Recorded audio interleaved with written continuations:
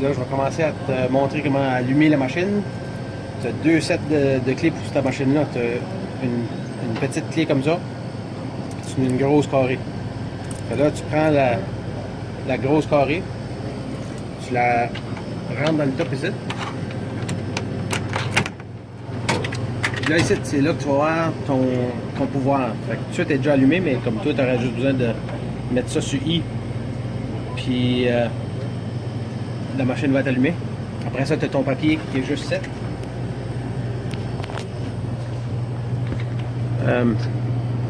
Si jamais il y a un paper jam, tu peux juste, il y a un bouton vert dessus, tu peux peser dessus. De même, puis là tu rentres ton papier comme ça. Puis là tu refermes le rouleau comme ça. Pour changer le papier, ben, tu tires juste là-dessus, tu changes le papier, tu le passes en dessous comme ça.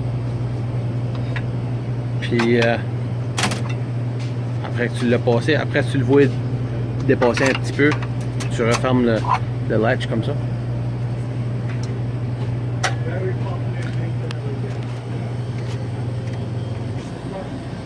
Bon, ok, là que je t'ai montré comment l'allumer puis changer le papier. Pour rentrer dans le menu principal, il y a une séquence sur les clés du clavier qu'il faut faire pour rentrer dans le menu. Fait ça, c'est Enter, Clear, Cancel, 1, 2, 3. Fait que quand tu fais ça, là, ça va te montrer ton... ça va te demander pour un mot de passe. Fait que moi, dans mon cas, le mot de passe, c'est 1, 7, 1, 7, 1, 7. Fait là, une fois que je suis rentré dans le menu, tu vois, tu as des options à gauche puis tu en as à droite. Fait que là, si on veut mettre de l'argent dedans, hein, on va à Settlement. Après ça, une seconde. Toi, je pense que ta machine est en français, fait qu'on va je vais la mettre en français moi aussi. Okay. Ça, c'est ton menu principal. Tu irais à Règlement, Ajouter des billets, Première cassette, parce qu'il y a des machines qui ont plus qu'une cassette. Dans ton cas, il y a juste une cassette. Fait que tu sélectionnes Première cassette. Là, ça va te demander d'entrer le nombre de billets que tu ajoutes. Comme nous autres, ensuite, on ajoute 3000 $, fait qu'on marquerait 150. Fait que tu vois, fait que là, c'est marqué 150. C'est toujours le nombre de billets et non le montant d'argent. So, on ajoute 150 billets pour 3000 $. Tu pèses OK. Puis après ça, tu cliques Appliquer. Si tu as bien fait ça, il y a un reçu qui va sortir pour te dire il restait 17 billets, puis tu as ajouté 150 billets. Ça, c'est pour ta comptabilité. Fait que là, pour retourner, tu vois, il y a une affiche qui te dit Annuler pour retourner. Fait que tu payes sur Cancel. Puis, Cancel une autre fois. Après ça, tu peux voir ta cassette 1, c'est marqué tout de suite, il y a 167 billets dedans. Puis tu as 0 rejet. Fait que si tu payes sur Cancel une autre fois,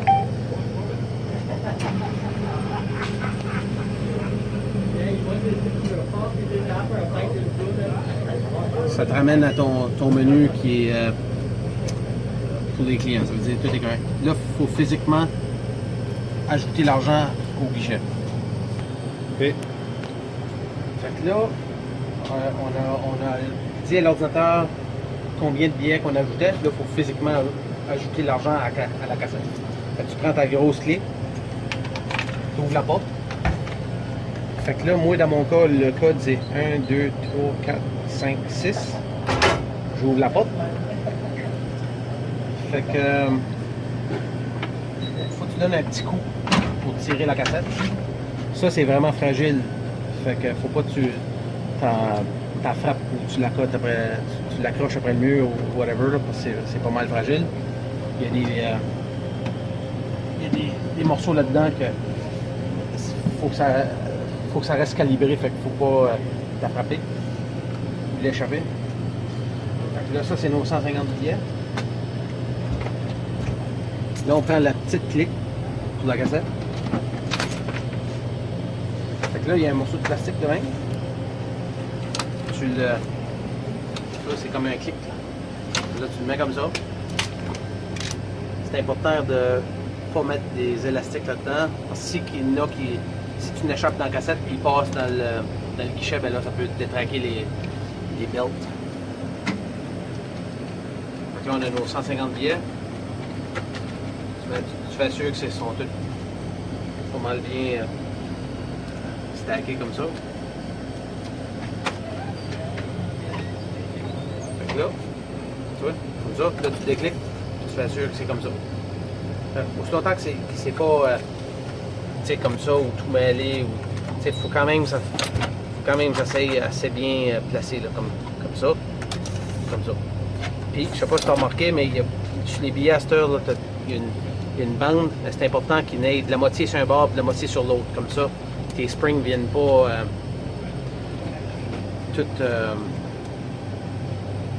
ta cassette ne vient pas toute setée pour qu'elle soit tout le temps sur le même bord. Ça.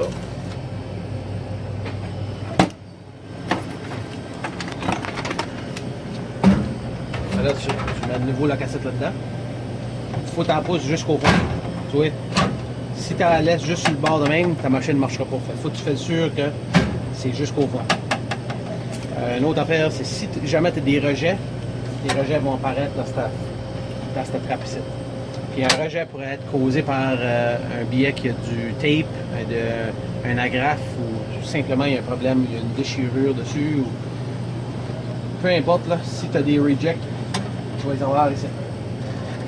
Si jamais que tu aurais un billet qui est jammé dans la machine, ben, juste en dessous ici, tu as une vis que tu peux dévisser. Puis là, tu peux tirer toute la distributrice au complet. Là, si tu as un bill qui est jammé, ben, souvent c'est jammé ici ou c'est jammé là ou en arrière. Puis là, tu peux enlever le billet qui est jammé, puis refermer ça, puis resserrer la vis qui est en dessous ici. Donc là, en serrant ça, ben là, tu peux plus tirer sur le tray qui tient la distributrice. Là, après ça, on referme la porte. Dans ton cas, souvent, là, tu ne peux pas la fermer parce que ça ce mécanisme-là, c'est auto-fermé. Fait que là, tu refais ton code. 1, 2, 3, 4, 5, 6.